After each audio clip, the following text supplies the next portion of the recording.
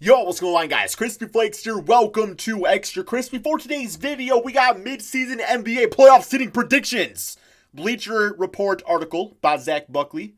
So yeah, man, pretty much they're just gonna tell us straight up like who's gonna be in the playoffs and what team they're gonna be in, which could actually lead to some pretty disrespectful assumptions, man. Just because, like, there's teams out there that are playing great that maybe they're gonna assume is doing bad, or vice versa. So you guys can please do me a quick favor, drop a like on this video, and of course subscribe if you're new to the channel. Let's get to this, man. And if you want to pause real quick and let me know in the comment section below what teams you think are gonna make the playoffs and in what order, you all can do that in the comment section below. But here we go, man. Okay. East, number 8, Brooklyn Nets. So the Nets are currently 18-24 on the season, and I mean, they're currently in the 8th spot. Now, with Kyrie Irving, like, that's just the thing, man, is that, like, with Kyrie, you would expect this to be at least freaking 6, man, not 8th, and the reason they're 8th is because of Kyrie. Like, seriously, this team was balling out with just Spencer Dinwiddie, and then Kyrie gets back, and, he's still one of the greatest point guards in the NBA. Like, nobody's denying that, but just something about, like, the chemistry and just things with Kyrie these days just seem off, man. So, I will say, like, the fact that they're 8th seed right now, I actually expect them to get worse with Kyrie, man. Because the reason they're there is because Dinwiddie kind of kept things afloat a little bit. So, I don't know, man. I don't know. I guess you look at the teams that are now in the playoffs. Pistons not making it. Bulls with Zach LaVine, the way he's been playing. I mean, he's been playing phenomenal basketball. Washington Wizards ain't going to make it. Hornets wouldn't bet on it, man. But, it's definitely a possibility. 8th seed is kind of like, it's up for grabs from a lot of these teams. And that's like Knicks, Cavaliers, Hawks. They're not doing it unless maybe the Hawks pull off some big, huge trade to get Trae Young some help, and he really bounces back second half of the season. I'm not expecting it, though. We got the Orlando Magic at number 7. I like Markelle Fultz, like he's been doing this season. I do hope they trade Aaron Gordon by the trade deadline, if they're actually going to or not, though. But I will say straight up, man, like they lost Jonathan Isaac probably for the entire season, so you can see that really hurting them. Because once you get past like the 7th and 8th seed, that's when it's like, okay, the other 6 teams ahead of those guys, like ahead of those other teams, they're pretty much all set. Now the order is to be determined, but yeah, man. So number 7 for Orlando Magic, I could definitely see it. I think through like the 7th through 15th teams, they probably have like the first, maybe second most talent. I would say the Nets should have the most talent. Like the Nets should be 7th seed if things go well. Number 6, Indiana Pacers at number 6. Really?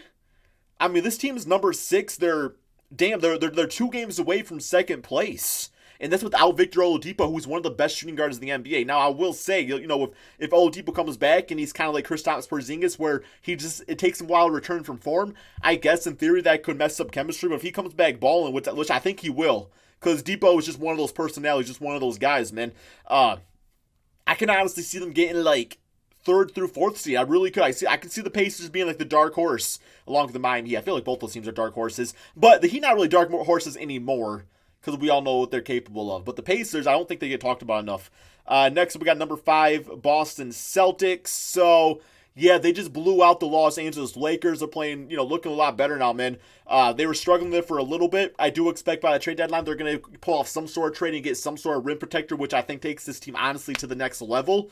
Jaylen Brown, Jason Tatum always killing, and Marcus Smart hit like 11 threes the other night, so all of a sudden he's Steph Curry with defense, which is kind of scary to think about.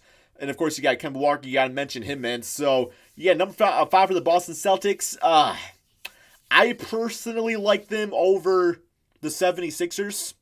And the only reason I say that is because, Ben Simmons been killing it, but he's been killing it without Joel Embiid. So once Embiid gets back, are those guys going to be able to play together? Because they've been kind of struggling together this season, man. Okay, next up, we got number 4, the Miami Heat. So we got the Heat going down from 2nd all the way to 4th. I see this team probably finish, like number 4 is fine. I actually see them finishing like number 3. I think they're going to finish in front of the Raptors for sure. But, yeah, I think a lot of it comes down to, once again, can they get like some more pieces to really make a championship run, not just a playoff run? Just because, you get a little nervous because this team does have some really young, inexperienced players like Tyler Hero. Bam Adebayo's not extremely experienced. Of course, Kendrick Nunn, so Duncan Robinson. So those guys, it's like, you can kind of see maybe them, maybe the efficiency dropping off just a little bit. And that's just because, like, the course of an 82-game season really is a big-time grind. Number 3, we got Philadelphia 76ers. I don't know, man. I see them, like, close to number 4, number 5, as the reason stated before. I mean, would I be surprised to finish number 3? No, I would not. But just, like, Al Horford going back to the power forward spot when Joel Embiid gets back. And just really how Ben Simmons plays with Joel Embiid, like, because Ben Simmons seemed to have turned a new leaf, man. He's straight up one of the best players in the NBA right now. He's making a case like, hey, I should now start for the All-Star team. We're at that point with Ben Simmons now. So yeah. Number 2, we got the Toronto Raptors. Definitely capable of number 2. I don't think anybody's arguing that because they've been like killing it. I mean, they're 29-14, man, which is currently third in the NBA. I'm sorry, third in the Eastern Conference. So, and that's with a team that's had a ton of injuries. Like the Heat not really had no injuries. Bucks have had injuries. Celtics had to deal with like Gordon Hayward and stuff, but for the most part, have been healthy. I mean, they've had like injuries and stuff too, but no, the Raptors have had serious injuries a lot this season, and the fact that they're still number 3 shows that they could definitely finish number 2. I don't think anybody would be surprised by that. And the number 1 way, the Milwaukee Bucks, yeah, nobody's taking that number 1 spot from the Bucks. Giannis ain't gonna let it happen. They would need like a serious injury to, but even if if Giannis went down with injury, then yeah, you could argue they wouldn't finish number 1. But Middleton, Eric Bledsoe, even guys like that, like this team can afford to lose them, and just having Giannis out there and the role players that have been playing exceptionally well this season, you can definitely just see them still being able to kind of bounce back and stay number 1. So I don't think that's going to change anytime soon. Okay, next up, we got the Western Conference, number 8. We got the San Antonio Spurs. So the Spurs currently sit at the 9th spot with the record in 1923. They're 1 game behind the Grizzlies. And looking at the records here, I mean, number 9, you got Spurs. Number 10, you got Trailblazers at 1926. You got Suns, Pelicans, Timberwolves, Kings, Warriors. I would say that like the 1 through 7 spot, which is the Lakers, Nuggets, Jazz, Clippers, Mavericks, Rockets, and Thunder, I would say that's going to be pretty much set. Like the Thunder, unless the Thunder, decide to blow things up, which I don't think they will at this point, man. I don't think they're going to sell their team. I feel like they're going to stick with what they have and see what happens. Because it's like, what's the point of them tanking?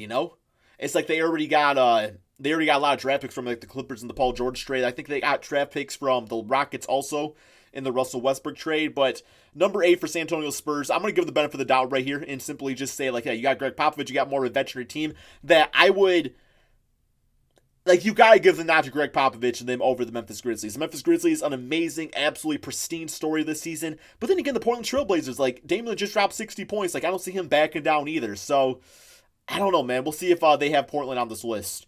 Number 7, they do have the OKC Thunder. We just kind of talked about them a little bit. It's like, yeah, assuming they keep all their pieces, you would definitely expect them to make the playoffs. So, not much more to say about them.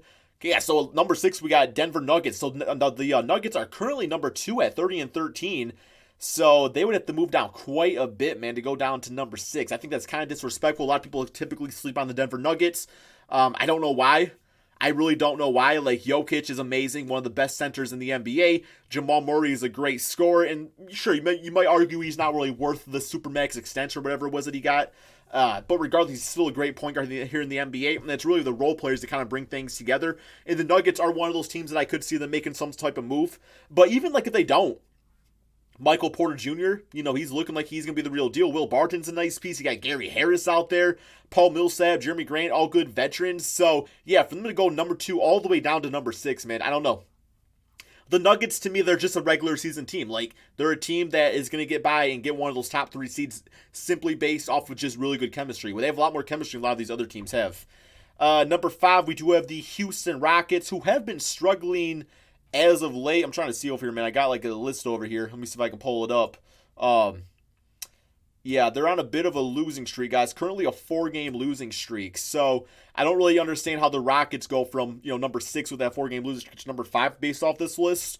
I don't think D'Antoni's a very good coach for this team.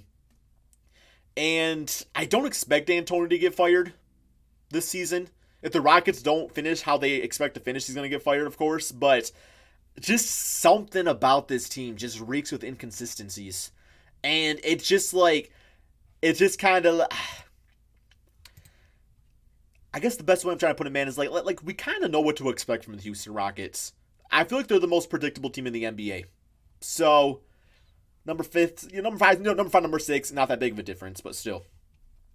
Number 4, we got the Dallas Mavericks, currently the 5th seed in the NBA. So, yeah, Luka Doncic, of course, playing like an MVP. I think this is probably assuming that they could move up from number 5 to number 4, just with the fact of the matter of, the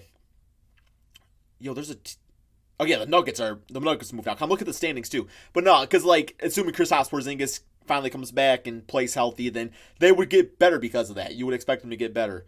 Number 3, we got the Utah Jazz. They are currently number 3 right now. They are 30-13, currently 9-1 in their last 10 games. Ever since they got Jordan Clarkson, this team's unstoppable, man. This team's unstoppable. Now Mike Conley's back from his injuries, and a lot of what they done was with Mike Conley was out. When Mike Conley was playing, the team was kind of struggling. So I don't expect them to trade Mike Conley.